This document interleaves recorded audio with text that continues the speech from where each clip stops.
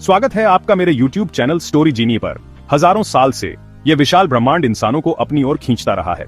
जब हम रात में तारों से भरे आसमान को देखते हैं तो एक सवाल हमारे मन में आता है, क्या हम अकेले हैं? ब्रह्मांड इतना बड़ा है कि ये सोचना गलत नहीं होगा कि कहीं और भी बुद्धिमान जीवन हो सकता है, शायद हमसे बहुत ज्यादा उन्नत। इसी सोच ने न जाने कितनी साइंस फिक्शन कहानियों को जन्म दिया है और ये वैज्ञानिक खोज का एक गंभीर विषय भी है। दो दिलचस्प विचार, जू हाइपोथेसिस और लैबोरेटरी हाइपोथेसिस, ये समझाने की कोशिश करते हैं कि हम अभी तक इन काल्पनिक एलियन सभ्यताओं से क्यों नहीं मिले हैं। एलियन बुद्धिमत्ता की खोज या सीटी एक वैश्विक प्रयास बन गया है, जहां वैज्ञानिक रेडियो सिग्नल या तकनीकी गतिविधि के अन्य संकेतों के लिए आकाश को खंगाल रहे हैं। फिर भी दशकों की खोज के बावजूद हमें एलियन जीवन का कोई ठोस सबूत नहीं मिला है। इसी चुप्पी ने कई अटकलों और जू और लैबोरेटरी जैसे विचारों को जन्म दिया है, जो हमारे ब्रह्मांडीय अकेलेपन के बारे में सोचने पर मजबूर करते हैं। रेडियो एस्ट्रोनॉमर जॉन बॉल ने 1973 में जू हाइपोथेसिस का विचार दिया था। इसका कहना है कि एलियन सभ्यताएं हमारे अस्तित्व के बारे में जानती हैं, लेकिन जानबूझकर खुद को छुपाकर रखे हुए हैं। कल्पना करो कि एक विशाल ब्रह्मांडीय चिड़ियाघर या अभयारण्य है, जहां पृथ्वी एक प्रदर्शनी है और हम इसके निवासी अनजाने में उन्नत एलियन प्रजातियों द्वारा देखे जा रहे हैं। ये एलियन केयरटेकर बिल्कुल जंगल में जानवरों का अध्ययन करने वाले प्राणी विज्ञानियों की तरह हमें दूर से ही देख रहे हैं, सावधान रहते हुए कि हमारे प्राकृतिक विकास में कोई बाधा न आए। जू हाइपोथेसिस के समर्थकों का तर्क है कि उन्नत एलियन सभ्यताओं को ब्रह्मांड और हमारे जैसे कम विकसित प्रजातियों पर संपर्क के संभावित प्रभाव की गहरी समझ होगी। उनका मानना हो सकता है कि सीधा संपर्क सांस्कृतिक रूप से विघटनकारी होगा या मानवता के लिए खतरनाक भी। जिस तरह हम नाजुक पारिस्थितिक तंत्रों की रक्षा के लिए प्रकृति अभयारण्यों की स्थापना करते हैं, उसी तरह ये ब्रह्मांडीय केयरटेकर पृथ्वी और इसके निवासियों को तारों के बीच संपर्क के संभावित खतरों से बचा रहे होंगे। हालांकि जू हाइपोथेसिस अभी भी एक अनुमान है, लेकिन कई तर्क इसकी संभावना को बल देते हैं। सबसे पहले, ब्रह्मांड का विशाल आकार और हमारी वर्तमान तकनीक की सीमाओं को देखते हुए यह संभव है कि एलियन सभ्यताएं हमें बिना पता चले देख रही हों। हमारे रेडियो सिग्नल, जिन्हें हम ब्रह्मांडीय पैमाने पर अपेक्षाकृत कम समय से प्रसारित कर रहे हैं, अंतरतारकीय दूरी पर काफी कमजोर हो जाएंगे। संभवतः वे बैकग्राउंड शोर से अलग नहीं पहचाने जा सकेंगे। दूसरा, बुद्धिमान जीवन के विकास में लगने वाले लंबे समय का मतलब है कि उन्नत सभ्यताएं तकनीकी रूप से हमसे लाखों या अरबों साल आगे हो सकती हैं। उनकी तकनीक इतनी उन्नत हो सकती है कि हमारी वर्तमान समझ के लिए जादू से कम न हो। ऐसी उन्नत क्षमताओं वाली सभ्यता के लिए हमसे अपनी उपस्थिति छुपाना मामूली बात होगी। अगर जू हाइपोथेसिस सच है तो यह ब्रह्मांड में हमारे स्थान के बारे में गंभीर प्रश्न उठाता है। क्या हम एक ब्रह्मांडीय प्रदर्शनी में केवल नमूने हैं? अदृश्य प्रेक्षकों द्वारा हमारे कार्यों और विकास की सावधानी पूर्वक निगरानी की जा रही है? क्या इसका मतलब यह है कि हम हमेशा अकेले रहने के लिए अभिशप्त हैं, अपने ग्रह के बाड़े में बंद हैं? या क्या ऐसा समय आएगा जब हम अपनी ब्रह्मांडीय नर्सरी से स्नातक होंगे और गांगेय समुदाय में शामिल होंगे? जू हाइपोथेसिस के निहितार्थ दूरगामी हैं। ब्रह्मांड में हमारी स्वायत्तता और हमारे महत्व के बारे में हमारी धारणाओं को चुनौती देते हैं। यह बताता है कि हो सकता है कि हम अपनी नियति के स्वामी न हों, कम से कम पूरी तरह से तो नहीं। इसके बजाय हम एक बहुत बड़े ब्रह्मांडीय प्रयोग का हिस्सा हो सकते हैं। हमारी हरकत को हमारी समझ से परे ताकतों द्वारा जांचा जा रहा हो। लैबोरेटरी हाइपोथेसिस एक और भी ज्यादा चिंताजनक दृष्टिकोण प्रस्तुत करता है। यह प्रस्तावित करता है कि पृथ्वी और इसके निवासी उन्नत अलौकिक वैज्ञानिकों द्वारा रचित एक विशाल ब्रह्मांडीय प्रयोग का हिस्सा है। इस परिदृश्य में हम अनजाने में विषय हैं। हमारा ग्रह एक विशाल प्रयोगशाला है, जहां एलियन शोधकर्ता हमारे व्यवहार का निरीक्षण करते हैं, हमारे पर्यावरण में हेरफेर करते हैं या शायद आनुवंशिक प्रयोग भी करते हैं। लैबोरेटरी हाइपोथेसिस के समर्थकों का तर्क है कि एक उन्नत एलियन सभ्यता कई कारणों से हमारा अध्ययन करने के लिए प्रेरित हो सकती है। वे जीवन की उत्पत्ति, बुद्धिमत्ता के विकास या जटिल समाजों की गतिशीलता को समझने की कोशिश कर रहे होंगे।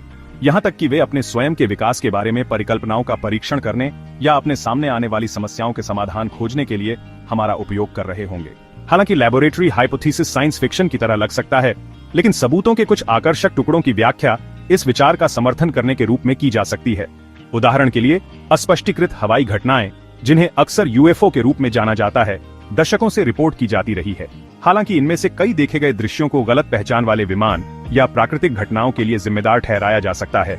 कुछ अस्पष्टीकृत हैं, जिससे कुछ लोगों ने अनुमान लगाया है कि वे एलियन अवलोकन या हस्तक्षेप के सबूत हो सकते हैं। इसके अतिरिक्त लैबोरेटरी हाइपोथेसिस के कुछ समर्थक हाल की शताब्दियों में मानव प्रौद्योगिकी की तीव्र प्रगति को बाहरी प्रभाव के संभावित प्रमाण के रूप में इंगित करते हैं। क्या ऐसा हो सकता है कि हमारी तकनीकी प्रगति पूरी तरह से हमारी अपनी नहीं है, बल्कि हमारे एलियन ओवरसियरों द्वारा सूक्ष्म कुहनी या सीधे हस्तक्षेप का परिणाम है?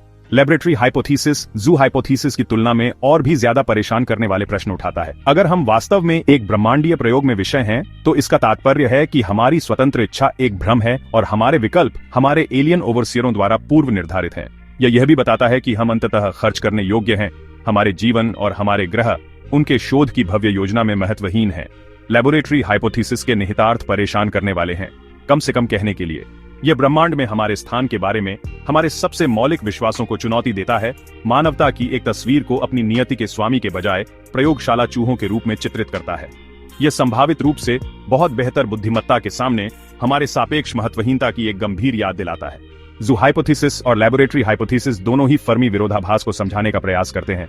अलौकिक जीवन की उच्च संभावना और ऐसी सभ्यताओं के साथ संपर्क की कमी के बीच स्पष्ट विरोधाभास। दोनों परिकल्पनाएं मानती हैं कि उन्नत एलियन सभ्यताएं मौजूद हैं और हमारी उपस्थिति से अवगत हैं, लेकिन उनके संपर्क की कमी के लिए अलग अलग स्पष्टीकरण प्रदान करती हैं। जू हाइपोथेसिस इन उन्नत सभ्यताओं द्वारा एक उदार या कम से कम तटस्थ रुख का सुझाव देता है, हमें एक ऐसी प्रजाति के रूप में देखता है जिसे दूर से संरक्षित और अवलोकन किया जाना है। इसके विपरीत लेबोरेटरी हाइपोथेसिस एक और भी भयादित करने वाली तस्वीर पेश करता है, जो हमें एक ब्रह्मांडीय प्रयोग में अनजाने विषयों के रूप में चित्रित करता है।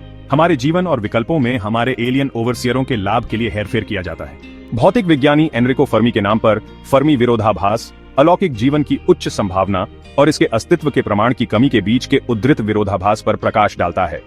ब्रह्मांड विशाल और प्राचीन है, जो अन्य ग्रहों पर बुद्धिमान जीवन के उभरने के पर्याप्त अवसर प्रदान करता है। फिर भी हमने एलियन सभ्यताओं के किसी भी निश्चित संकेत का पता नहीं लगाया है, जिससे बहुत अधिक अटकलें लगाई गई हैं और जू और लेबोरेटरी परिदृश्यों जैसी परिकल्पनाओं का विकास हुआ है।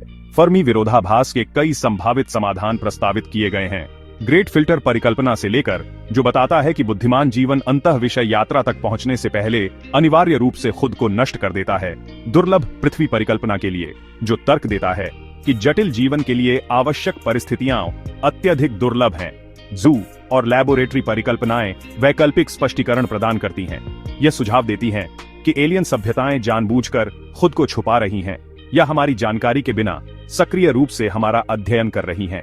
जू हाइपोथेसिस और लेबोरेटरी हाइपोथेसिस हमारे स्पष्ट ब्रह्मांडीय एकांत के स्थायी रहस्य को समझाने के कई प्रयासों में से दो हैं। जबकि दोनों परिकल्पनाएं अटकलें ही रहती हैं, वे अज्ञात की विशालता और हमारी वर्तमान समझ की सीमाओं की याद दिलाती हैं। ब्रह्मांड अनंत संभावनाओं का स्थान है और यह पूरी तरह से संभव है कि हमारे वर्तमान वैज्ञानिक प्रतिमान वास्तविकता की वास्तविक प्रकृति और पृथ्वी से परे जीवन की क्षमता को समझने के लिए अपर्याप्त हैं। जैसे जैसे हम ब्रह्मांड का पता लगाना जारी रखते हैं और ब्रह्मांड की अपनी समझ को परिष्कृत करते हैं, हम एक दिन चीजों की भव्य योजना में अपने स्थान के बारे में सच्चाई का पता लगा सकते हैं। तब तक जू और लेबोरेटरी परिकल्पनाओं द्वारा उठाए गए प्रश्न अज्ञात के सामने विनम्र बने रहने और जिज्ञासा और सावधानी दोनों के साथ अलौकिक जीवन की खोज के लिए एक अनुस्मारक के रूप में कार्य करते हैं। तो दोस्तों, आपका क्या विचार है? क्या एलियंस हमें देख रहे हैं एक चिड़ियाघर की तरह, या हम उनके किसी अनजान प्रयोग का हिस्सा है?